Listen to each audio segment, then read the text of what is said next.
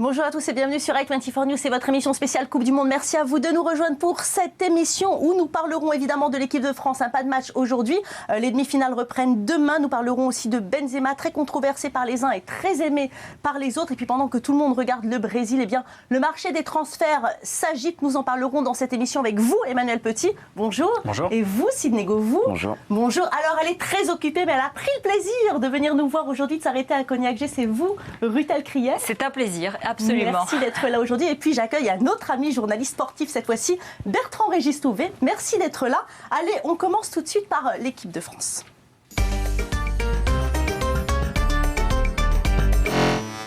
Et les Bleus qui ont atterri hier soir au Bourget avec 200 supporters qui étaient là pour les accueillir, bain de foule, autographes. En tous les cas, certains joueurs ont joué le jeu. La Coupe du Monde est donc réussie pour l'équipe de France qui est parvenue jusqu'en quart de finale. Rutel Krief, il n'y a que le foot pour apporter tant de ferveur, le sport qui a la capacité de porter un pays tout entier puis de faire oublier en tout cas le temps d'une compétition les problèmes de société. C'était un grand bonheur cette histoire. Même s'ils sont arrêtés en quart de finale, on est un peu triste, mais c'est pas grave. Il s'est passé dans un pays en dépression, dans un pays qui ne croit plus en rien, dans un pays qui a un regard, un scepticisme vis-à-vis de ses politiques, de ses patrons, de ses syndicats. Tout d'un coup, on s'est dit, il y a quelque chose qui marche. C'est extraordinaire. On a une équipe, on a un coach, ils mettent des buts. Mais alors, on existe, nous les Français. Ça va, il y a quelque chose qui fonctionne. Et d'ailleurs, regardez, François Hollande, il appelait tous les soirs Didier Deschamps pour avoir des conseils. Moi, je m'amusais avec les politiques et je leur disais, bon, qu'est-ce que vous dites, Didier Deschamps président bientôt, c'est ça Parce que, bon, ça a mis un bol d'air, un bol d'oxygène dans un pays qui ne croit plus en rien. Donc, même s'ils sont arrêtés en quart de finale, c'est pas grave, on continue, on croit en eux. En tout cas, peut-être un petit peu de patriotisme. En tout cas, Karim Benzema n'a pas chanté l'hymne national. Emmanuel Petit, à votre avis, pourquoi ? J'en sais rien, il faut lui poser la question. Mais franchement, est-ce vraiment un problème ? Zizou ne chantait pas la Marseillaise, Platini ne chantait pas la Marseillaise. Il y a beaucoup de joueurs qui ne chantent pas la Marseillaise. Alors c'est vrai, si on s'identifie à d'autres nations, comme les nations sud-américaines qui chantent à cœur déployé justement leur hymne national. On a entendu l'hymne du Chili, c'était magnifique, d'accord. Ça nous a donné des frissons. Pour certains, c'est quand même un problème de ne pas chanter la Marseillaise. Oui, mais en même temps, il a été productif sur le terrain, Karim. Il a été très décrié depuis l'élimination contre l'Allemagne. Je trouve que c'est totalement injuste.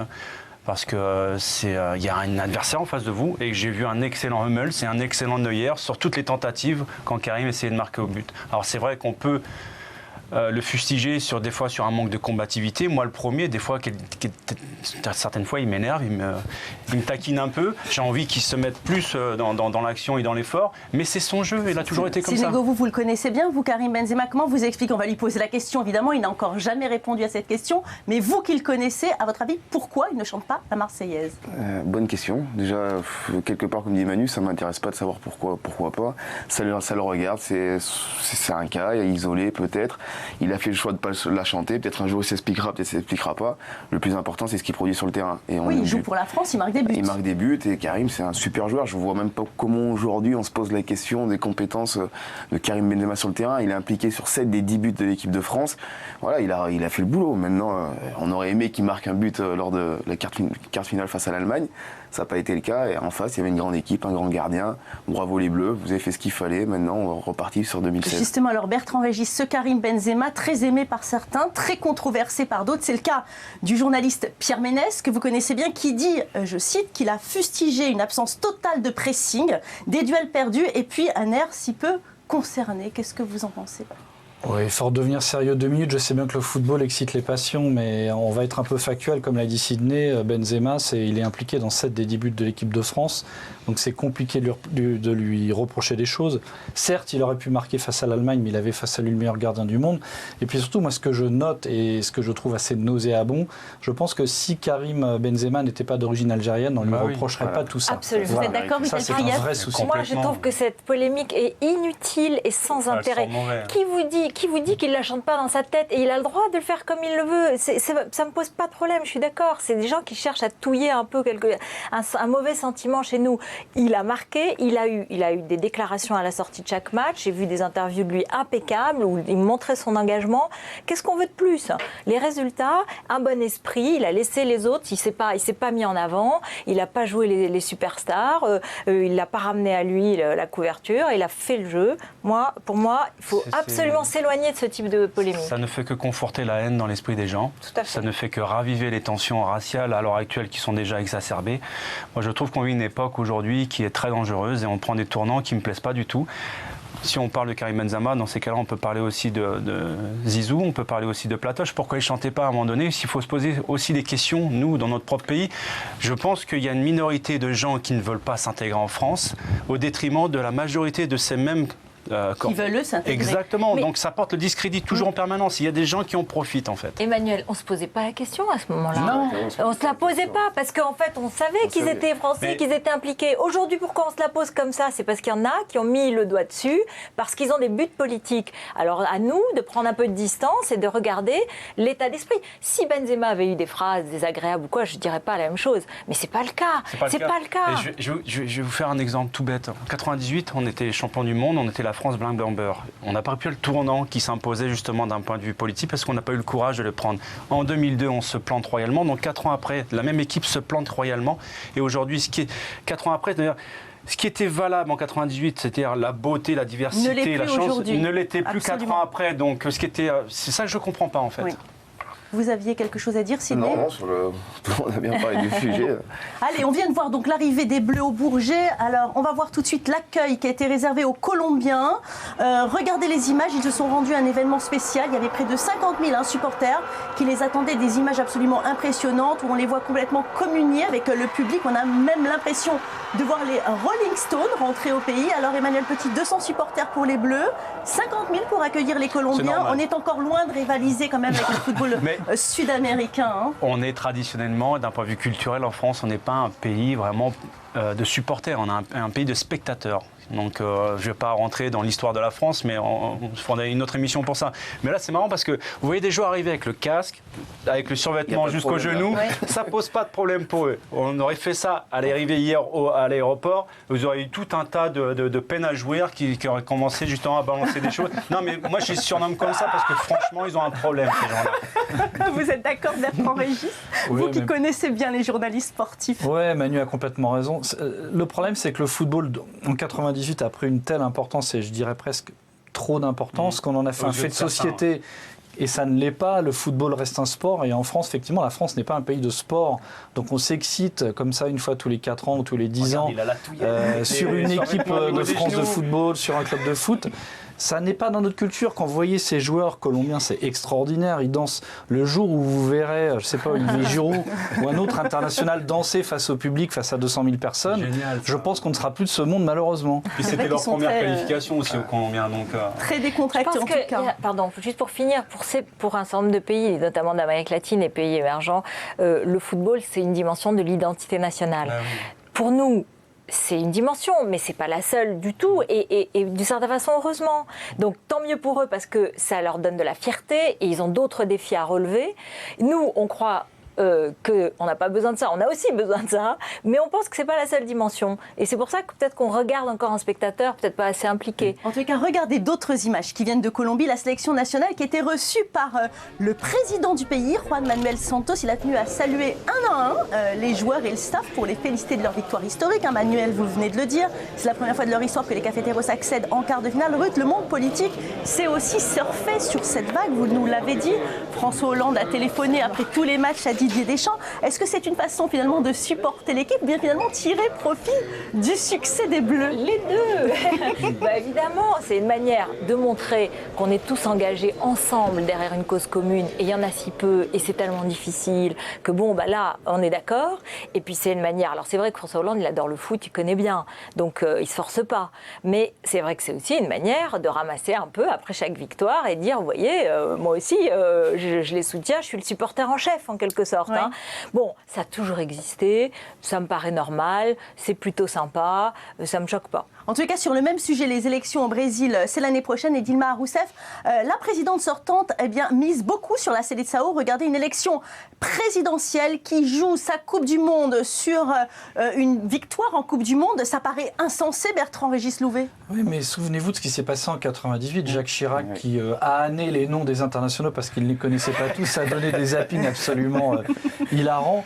Bon, voilà, il y a un rapport, récent entre la politique et le football, mais évidemment, tous les politiciens politiques du monde entier ont bien compris ce qu'ils avaient à tirer du succès, ou en tout cas des bons matchs, des bons résultats d'une équipe nationale. En tous les cas, pendant ce mois de Coupe du Monde, le sportif a pris le dessus de la grogne sociale. On en parle très peu, mais il y a encore des manifestations au Brésil. C'était hier, c'était à Copacabana. Regardez ces images de mauvais augure, alors qu'il ne reste qu'une semaine avant la fin de la compétition. On imagine que la contestation va reprendre après la compétition. Ça sera finalement le seul bémol de cette Coupe du Monde, Emmanuel Petit. Le seul bémol, c'est un euphémisme. Hein. Quand on voit les tensions vraiment très très grandes à l'heure actuelle d'un point de vue socio-économique, le Brésil est en passe de perdre sa place de leadership en Amérique du Sud, donc sur différents secteurs. Donc il joue très très gros en sachant qu'il y a les Jeux Olympiques aussi dans la foulée. Dans 2 ans. Qui réunit plus de 220 pays, donc dans une seule ville. Donc ça va être quand même des mois d'extrême tension pour le Parti travailleur. Vous pensez que c'est un consensus de la presse de ne pas parler justement de ces tensions maintenant au Brésil? Oui, Valérie, je suis assez en colère après ma corporation parce que j'ai couvert de nombreuses Coupes du Monde de foot, de nombreux Jeux Olympiques et je sais comment ça se passe. Certains confrères préfèrent aller à la plage ou au spectacle ou dans des bons restaurants plutôt que de faire leur travail correctement. Des contestations au Brésil, il y en a tous les jours. Ouais. Quand on suit les dépêches, quand on suit les médias brésiliens, les médias étrangers, il y en a tous les jours. Et on en a parlé 2 jours avant le début de la Coupe du Monde. Et après, place au football et on ne parle plus de rien. Ça n'est pas normal. Je pense qu'il y a un vrai problème là. Il y a un vrai problème éthique. Oui, parce que vous vous souvenez de l'appel de Michel Platini qui disait que voilà, il fallait arrêter les tensions jusqu'à la fin de la Coupe du Monde. Vous pensez que sa voix était entendue jusque-là? Oui, enfin, surtout, je pense que Michel Platini aurait mieux fait de se taire ce jour-là parce que voilà, il l'a reconnu. Voilà, il l'a reconnu après coup. Et vous pensez vraiment qu'il y a encore une déontologie qui existe dans la corporation de la presse? Oui, quand même. Il ne faut pas généraliser. On s'en va. Allez, on va regarder à nouveau des belles images. Et c'est l'arrivée des Algériens, les joueurs qui ont été acclamés après la qualification historique en 8e de finale. Une très belle fête. Et justement, j'aimerais revenir sur cette équipe d'Algérie. Si on venait sur le passé et si on imaginait que les Fennecs éliminaient l'Allemagne et on aurait eu un quart de finale France-Algérie, un scénario que beaucoup de personnes craignaient, Sidney Govou. Oui, craindre, oui et non. C'est vrai qu'il y a souvent quelques débordements après ce genre de match. Mais non, mais voilà, il ne faut pas généraliser. Voilà, il ne faut pas confondre le casseur et celui qui est venu voir un beau match de foot. C'est 2 personnes différentes. Et qui casse vraiment, qui fait vraiment les choses aussi, on pourra en parler pendant longtemps. Donc oui, on aurait tous aimé avoir ce France-Algérie en quart de finale. Malheureusement, ce n'était pas le cas. Mais par contre, il faut les féliciter parce qu'ils ont fait vraiment un très très beau parcours. Et c'est quand même marrant. Enfin, moi, je trouve ça amusant parce que dans l'équipe d'Algérie, les 3/4 ne parlent pas l'arabe. Donc vous vous rendez compte un petit peu. Non mais il faut que les gens comprennent quand même, hein, parce que. En tous les cas, Ruth Elkrief saurait soulever une question, l'identité nationale. C'est-à-dire que non, d'abord. Peut-être qu'on aurait gagné aussi. Hein. Oui. Ça, c'est une question. Excusez-moi, je ne connais pas le foot, mais je crois que oui, c'était possible. Donc, ça, c'est une chose. Mais ça aurait soulevé, j'espère que ça aurait fait comprendre la complexité de la question de l'identité. C'est-à-dire que moi, je crois qu'on pouvait, pour un Français né en France de parents algériens, soutenir à la fois l'équipe d'Algérie et être proche de l'équipe de France. Sans s'en cacher, oui. Et exactement. Et qu'on pouvait avoir des sympathies et en plus, ils ont tellement bien joué. Donc, il ne faut pas simplifier ces questions-là. Elles sont complexes, elles sont difficiles et on ne peut pas... Voilà, moi j'aurais posé le problème comme ça, sur la complexité, avec de la générosité. L'important, c'était pas qu'il y ait de la casse, etc. Et ça, il fallait être sévère, et ça, je pense que là, ça aurait été un problème. Mais sur les sentiments d'identification, on peut avoir à la fois beaucoup de sympathie pour l'équipe de France, beaucoup de sympathie pour l'équipe d'Algérie, et c'est normal. C'est le début d'une grande amitié tous les deux. Là, je vois qu'il est complètement... Elles disent ce que je pense depuis des années. J'aimerais bien qu'un jour, nos élites prennent cette responsabilité de mettre à plat justement des choses qui sont...